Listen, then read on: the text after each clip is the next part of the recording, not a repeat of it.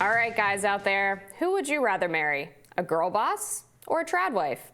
It seems like Gen Z is choosing the latter. According to a new article in The Federalist, the rise of the massively popular trad wife or traditional wife trend on Instagram depicting women happily remaining at home and raising the kids is following a reorientation of priorities for women away from the workforce and into the wifery. Welcome back to TheChowTimePod. It's your host, Red. Got a video today from The Hill. The rise of trad wives. Gen Z is bringing back gender roles? The false promises of feminism. Please subscribe down below. I really appreciate that. Let's get that chow. It's chow time. One trad wife, Hannah Nealman, has nearly 9 million followers on Instagram who attentively tune into content featuring her life as a mom on a hog farm in Utah. The pendulum is swinging back, and when it swings back, it swings harshly. Here's one example of her content.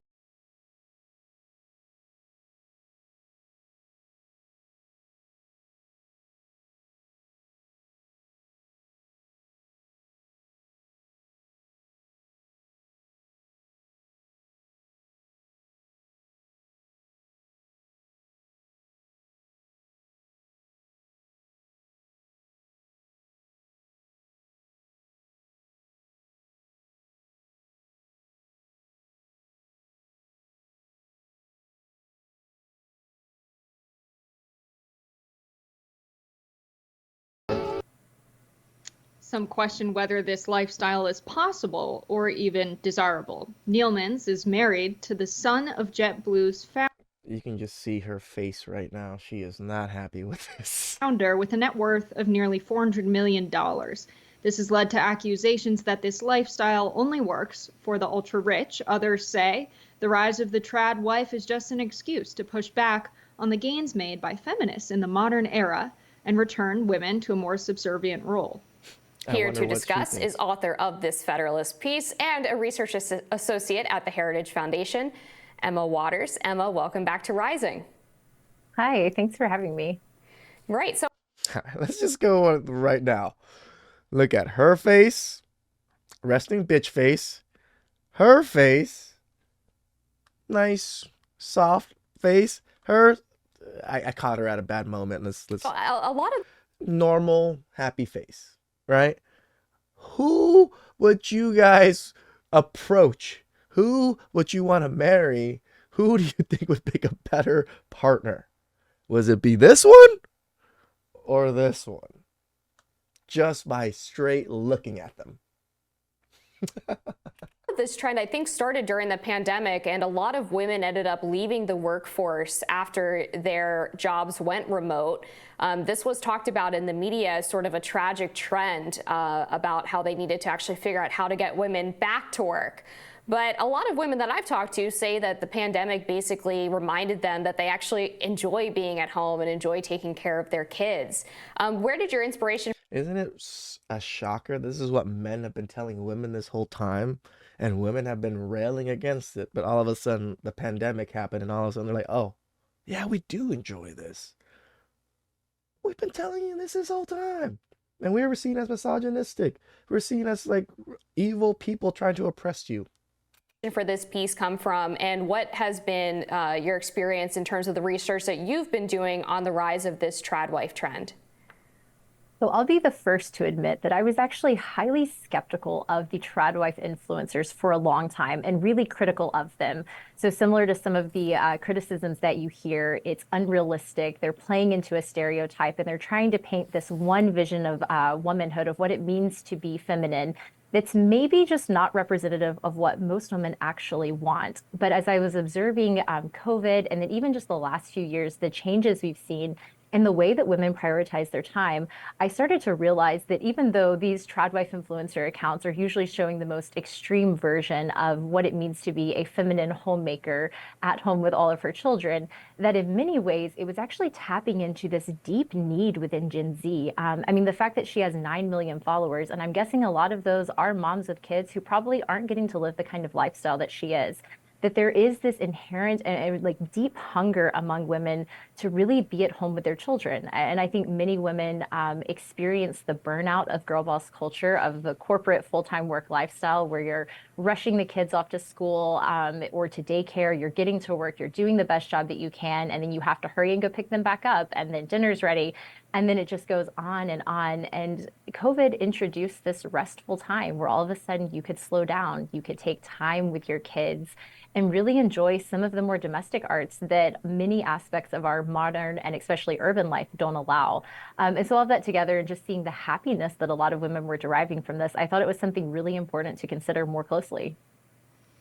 You know, in the state I'm in right now, the state of Iowa, childcare is $865 a month on average. It seems really telling to me that we've seen kind of a correlation with this glorification, if you will, of stay-at-home mom influencing, right? Kind of romanticizing the idea of staying at home. I'm wondering, you know, how much of this is coping with high childcare costs and not really having much of a choice to work a job where you're making potentially a similar amount of money instead, you know, just staying at home. Oh, that's so stupid. If childcare is $800 and you're working a job just to make $800 just for childcare, why not work and then take care of the child yourself? Doesn't that make sense in most people's eyes?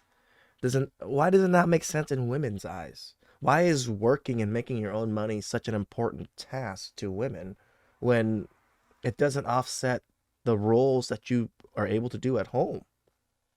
Home and doing that work yourself instead of paying someone else out.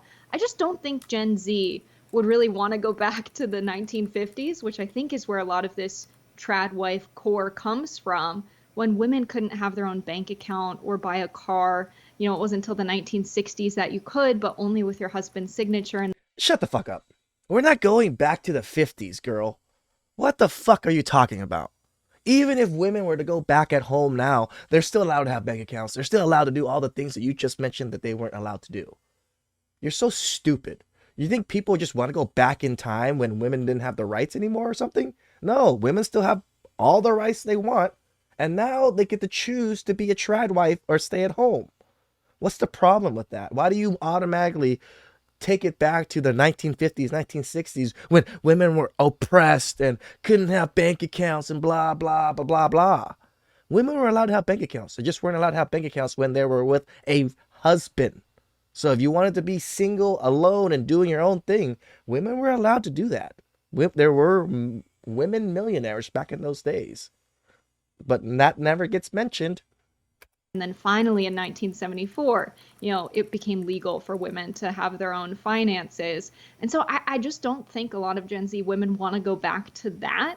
How can you can't go back to that? That was of the past. They're not going to go back to where they're not going to have bank accounts and have no control over everything anymore. So shut the fuck up. But I can understand, you know, whether it's financial constraints, meaning you're going to stay home and you want to romanticize your life for the internet, or you just like the idea of being home with the kids. But See, now I'm oh, skeptical that you want to romanticize your life for the internet? That's what everybody does. That's what most women do on Instagram is romanticize their life.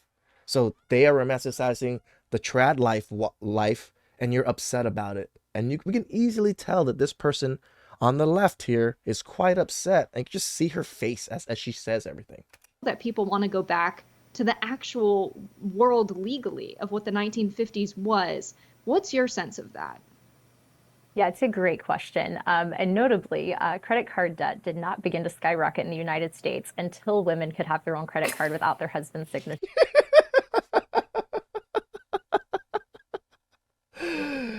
Oh, the debt started when you guys were able to create your own credit cards. The shocker. Sure. So I'm not advocating we go back, but I think there are some funny Exactly. trends there. But when it comes to actual childcare, I think you're absolutely right. There are a lot of women who realize that I'm effectively working just to pay someone else to watch my kids. And while many women certainly have jobs that they really love and enjoy, a lot of times they come to the end of the month and they're like, I'm not sure that this is really worth it. And on top of that, I'm missing out on all the really sweet memories with my children that someone else is getting. My mother-in-law once said, that she realized that everyone else was getting the best part of her kids. And then by the time she got them, they were tired, they were grumpy, and they were ready to go to bed. And frankly, she was too. And that's just not the sort of life she wanted to build with her children. Damn, that's a good quote. Everybody else got the best of her kids, and then when she came home at the end of the day, they're tired and she's tired. It's hard to spend time with family and actually build family connections when you're like that. And so if you look at studies that American Compass and the Institute for Family Studies have done, they've actually found that for a lot of women, sort of like self-reported goals, most women report wanting to work something between like a part-time job or just like a really flexible role. And for women in like lower incomes, they just don't want to work and have one partner bring in the money and then they can run the household, which like truly is a real skill in and of itself to run the Correct. household on a strict budget, to make ends meet and to really provide a beautiful life for your family. So I think to your point, no, most women don't want to go back to a space where you're really just sitting in the home. And I think a lot of people would argue that wasn't the 1950s, but I think it's important to go back to the even truer vision here that ultimately men and women, husbands and wives, are called to join together in this shared vision of the home, this shared vision that they're called to as partners, and that they're to pursue that together. So, this idea that women are at home cleaning and men are out doing the really important work was really a rare phenomenon, even in the 1950s, that clearly Exactly. It wasn't like 90% of all households were, stay-at-home wives and stay-at-home mothers. There was still plenty of households that had dual income because that's what was required still. Not everybody made a tremendous amount of money.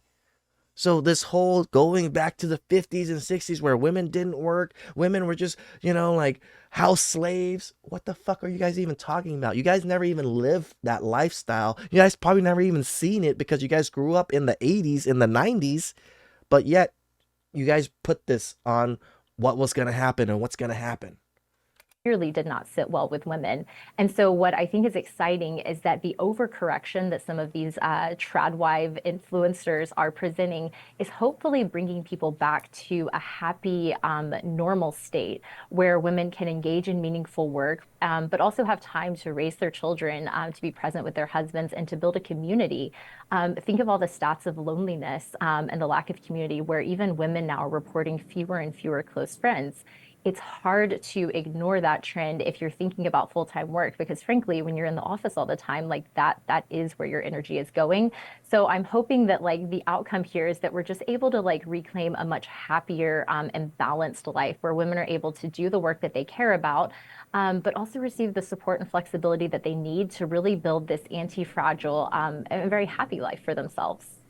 I'm still cracking up about the credit card debt comment because women do be spending, but a couple of statistics I've been seeing. So the percentage of mothers who identify as stay-at-home parents has increased by about 10 percentage points in the last year, to 25%, but we still see that 56% of U.S. mothers prefer to stay home. So I definitely think there is something to the argument from some that this lifestyle could be prohibitively expensive as we increasingly fall into this two-income trap. So Correct. what are some of the policies perhaps being proposed on a state or federal level that could make it easier for women to pursue perhaps part-time work or staying home entirely, without sacrificing the fact that it is very expensive, with inflation and the cost of housing now, to just have one individual working outside the home?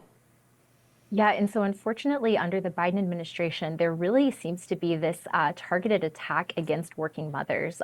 So there are a number of recent legislation or regulatory measures that have been introduced that I actually cover in an article for The Telegraph on Bidenomics and how it's forcing women back into work when maybe they don't actually want to be there.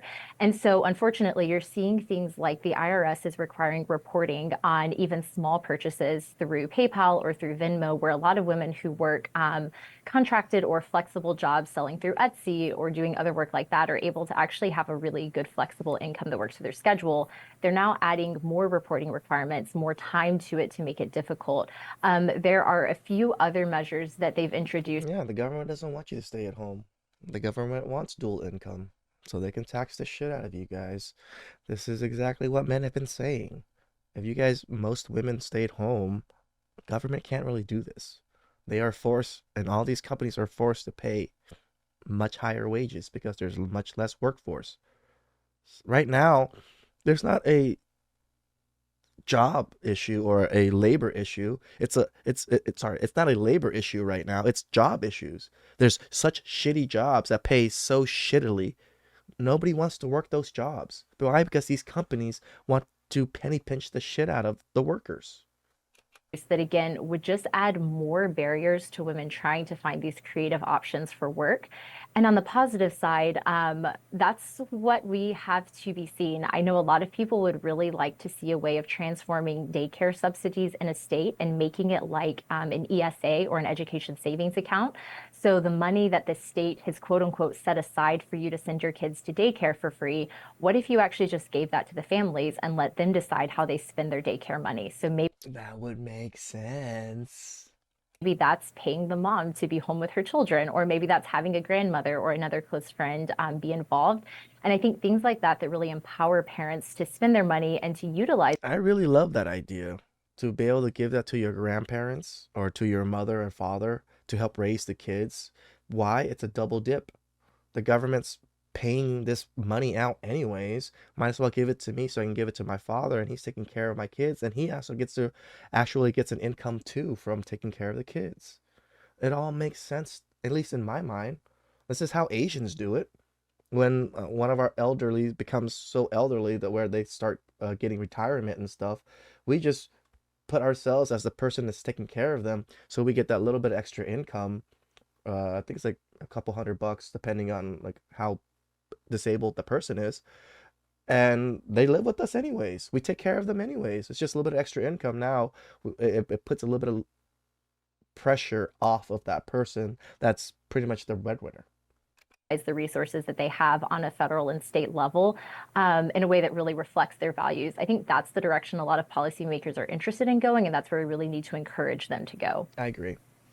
Policy-wise, I make a lot of my money off of social media. I'm an independent contractor, and a lot of my official income comes through PayPal. So I think it makes sense to have that taxed as formal income. As far as childcare being covered as a part of, women working, but not being offered if the woman's staying home, it makes sense to me because we have all kinds of write-offs related to the cost of doing business, right? And so if you are going to work, whether as an independent contractor or otherwise, daycare does become a cost. We have seen it go up tremendously, 32%. She's like speaking for the government. I want you to work so you could pay the taxes to the government instead of the government paying you to not do anything. That's what you're trying to say. Since 2019, it's much more expensive. So if you want to work, it becomes almost a prohibitive thing having kids and being a mom. And I think, policy corrections so that that's not the case are generally good. But I think we should really touch on the point that actually the TRADWIFE influencers are working. It is a job to be an influencer. They're, I'm sure, making a lot of money off of brand deals and just the viewership on their content. And I think that it's probably a ton of work to edit all of those videos, to post them, to interact with an audience. And so what do you make of the fact that a lot of these TRADWIFE influencers are actually probably working during most of their waking hours? Yeah. And this is, I think, the thing that initially really bothered me about the influencer movement, because it seemed almost disingenuous that they're saying you should quit your job, go be at home and play with your children, while they themselves are working incredibly long hours to promote themselves, to provide the content, to stay engaged with their followers. Like you were saying, is really just an every moment of your waking day job. But then it really, I think, struck on a deeper level is that women have always worked, right? There's never been like a true ideal that women really shouldn't work, save for maybe a brief period in the 20th century. But instead, understanding that women have always had jobs working on farms, working with their husbands in blacksmith shops, right? Writing, and that also raising your children and educating them, and again, running a very productive household is a legitimate job that I think we. Yeah, correct. This is like the other lady was just like, so you're being a housewife, you're not really working and all this. No, it's real work, ladies. It's real work. We know this. Men know this. We know it's not easy to raise kids, and we know it's not easy to think of food to make all the time. Why do I know this? Because my mom had to go through this. Every day my mom was like, I don't know what to make. There's like so much, like, you like this, but he doesn't like that, and your dad likes this, like it's a tough thing women have to go through. Not as like not saying that it overshadows what men do or anything, but I get the frustration.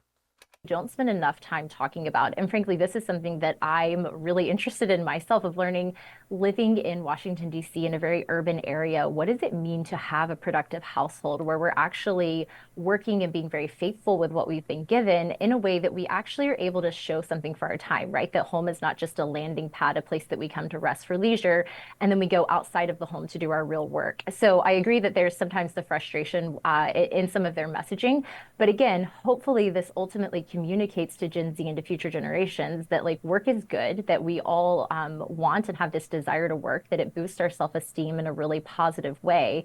But that there are certain kinds of jobs that do align better with what women want. And there are certain kinds of jobs that seem to really go against that. And so that's why I really What? Men are built for certain jobs and women are built for certain jobs? I thought we were equal, guys. highlight the not so traditional 9 to 5 of having women fully outside the house and fully apart from their children most of the working day. I think is what feels so unnatural. And that kind of work, influencers are certainly rejecting. I mean, that kind of work, I think most women are just not as naturally interested in if they have young children at home. But then finding jobs where they're able to care for their children, be present in the home, but then also do the work that they care about. That's really, I think, what the TRADWIFE influencers are highlighting. And hopefully that's the Correct. message that Gen Z is hearing. Emma Waters from the Heritage Foundation, thank you for joining us. Whew, that was some damn good chow. You know, when his passport bro haters always just talking about, oh, they're just dusties. They just want traditional wives. They want, sex slaves and all this. But now the pendulum has swung in the West and the US that women are starting to become more like this. Why? Because they want their husbands. They want men. Men facilitate women to do whatever they want. Without a man, you're forced to do things. Please subscribe down below. I really appreciate it. Catch you guys next time. Ciao.